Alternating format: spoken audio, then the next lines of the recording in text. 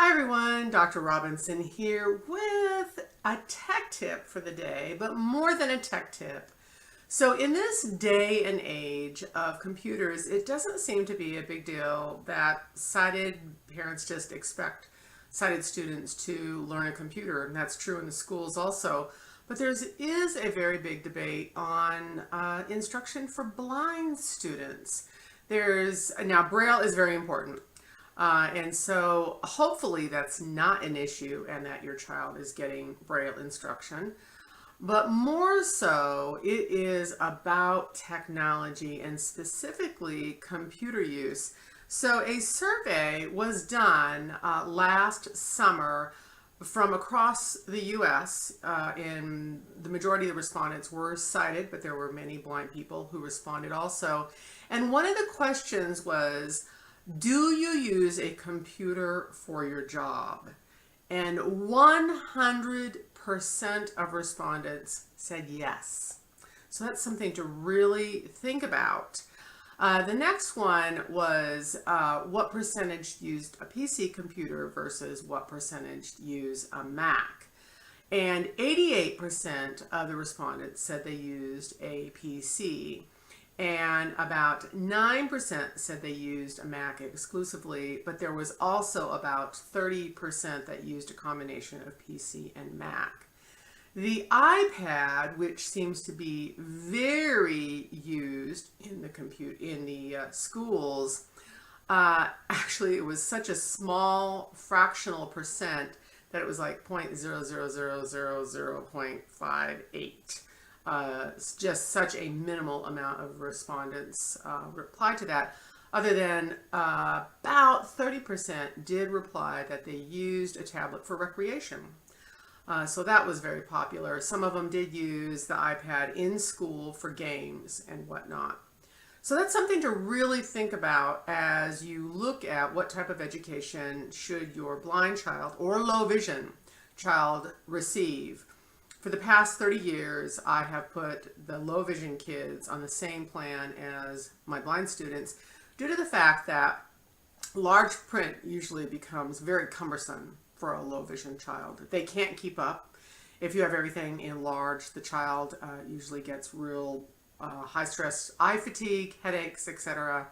So though they may start out in kindergarten and first grade using low vision, and there are commands already built into a PC computer to very quickly blow something up so the low vision child can see graphs or pictures, and then they go down and they use auditory skills using their screen readers, and then supported with Braille displays. So if your child is not using a computer, the chances of them getting a job to their potential is very minute, because it does take at least a decade, and I've just scheduled this out based on the kids I started really, really young, and then the students I started in middle school and high school. They still struggle when they get into college, and of course I still am communicating with them, so I'm helping them progress forward in their skills. But the bottom line is, if your child is blind or low vision and you want them to go on to college or get a job, dive in. Get the instruction. The tools will not do any good without proper instruction. And the way you know your tech instructor is going to have the right skills is, do they already use that computer with screen readers? Can they use that computer without a mouse exclusively? Do they know the keyboard commands to operate all of Office? That's another one. So Office is the main used platform out there, Word, Excel, PowerPoint in the world. So they do need to use those. Using a client like Outlook, very advantageous. Of course, Google is one of the main platforms. But once they learn all the keyboard commands for a PC computer, it's going to be easy to access any of the school platforms and all the work. And it's about accessing their education. And if you want these kids to be able to go in the classroom and take the test at the same time as all their other peers and access their education, that is going to take a computer, a PC computer in particular. Macs, they're really great. But I've had students who were on a Mac, and then I showed them the PC, and the Mac became more like a fun tool. They're doing their music on it or doing other items. They haven't dropped it. They just don't utilize it very often. But when they're really serious about getting the work done, it is a piece of computer. So parents, think about, what do you want for your child? Is your child frustrated in school? Then you need to seriously think about, and not just frustrated in school right now, if you want this child to go on to college, and this is a really bright child, but it's requiring a lot of help from anybody else, then you want to really be thinking about getting this instruction for the child.